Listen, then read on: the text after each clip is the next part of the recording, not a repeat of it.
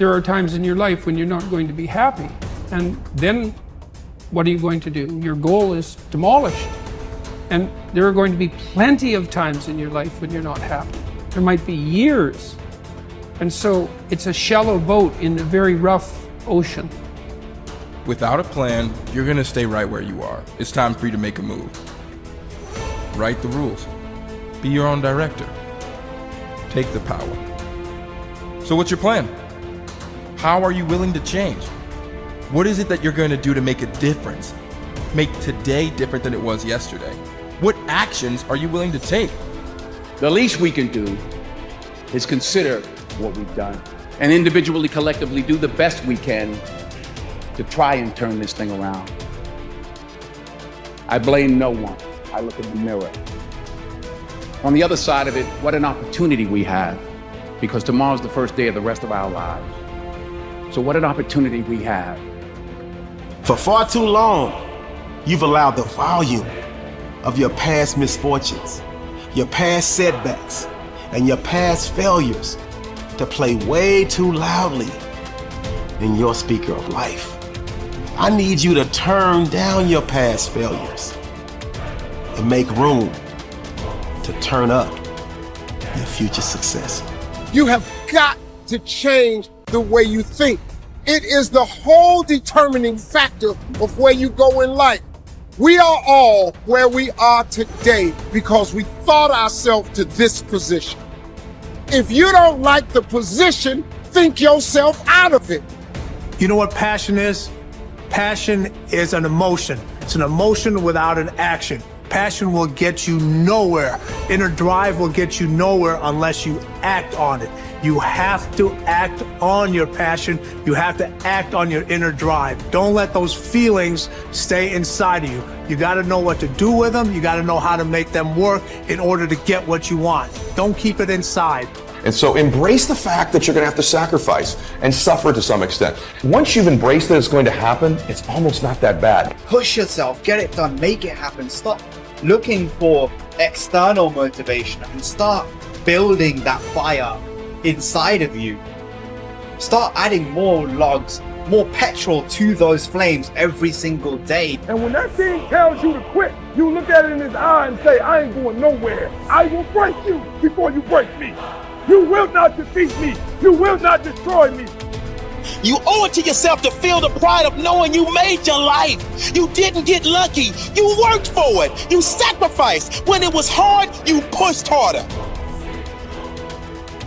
We try so hard in our lives to fit in. We try to fit into certain groups, certain frats, certain sororities, among certain friends.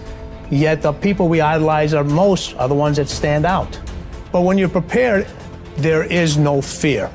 There is no fear of failure, okay?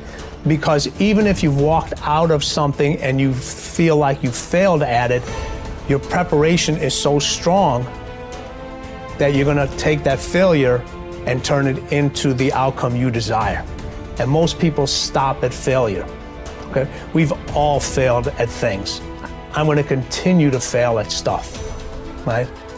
It's the most powerful tool you can use, but it all depends on how you use it. We talk about it in Relentless, okay? A scalpel, okay? In the hands of an individual, it can do unbelievable damage. In the hands of a professional, of a doctor, it saves lives. So it's the same thing with failure. It's how you use it. It's that drive inside of you, okay? It's what we talk about, the dark side. The dark side is filled with failure, but it's the fuel that burns you like something that's never burned inside you before. Fully mature people accept that their actions have consequences. A fully functioning adult knows that he or she can choose an action, but once the action is taken, both predictable and unpredictable consequences will follow. The true adult accepts that for every cause there will be an effect. For every action, there will be a reaction.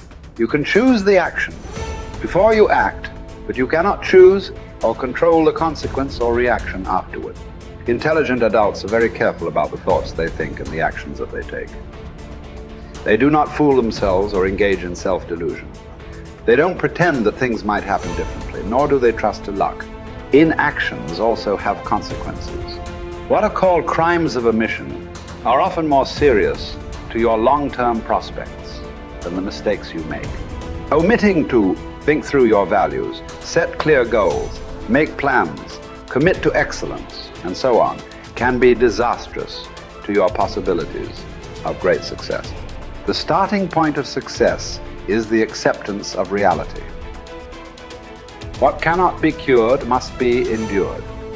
Often people will come to me with challenges they are facing, and I will ask them this simple question: is this a problem or is this a fact? If it's a problem, it's amenable to a solution. There is something that you can do to change it. If you are not happy with the situation, it is up to you to go and do whatever you can to resolve it. A fact, however, is different from a problem. It is something that exists, like the weather, like rain or snow. There is nothing that you can do about it. You can solve problems, but the reality principle says that you have to learn to live with facts. Something unfortunate that has happened is a fact.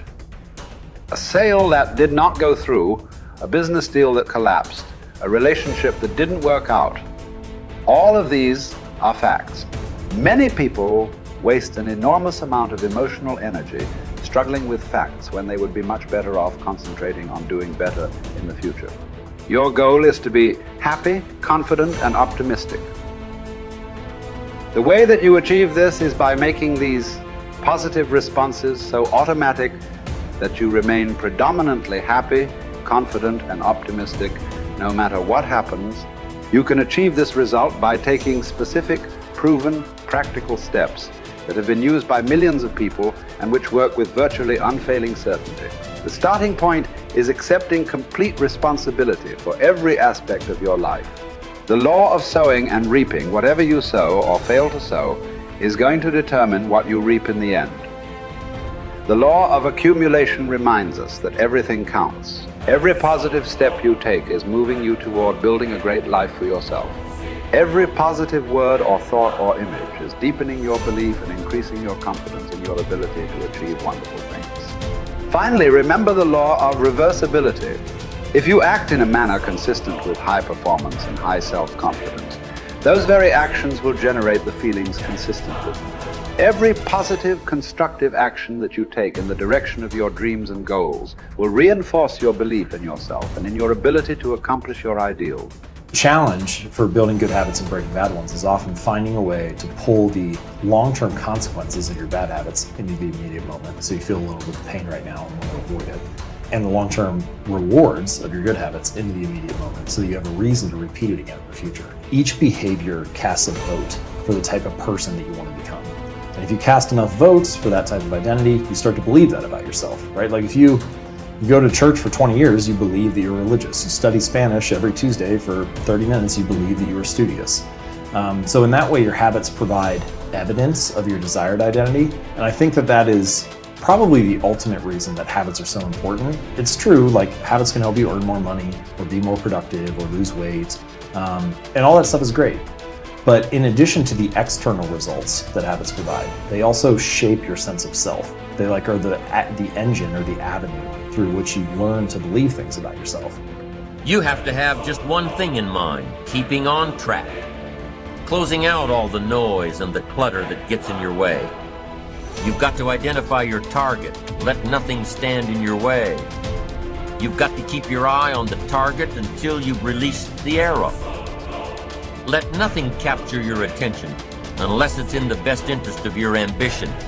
If you don't keep your mind on what you're doing, if you don't keep focused on the task at hand, it could slip right on by you.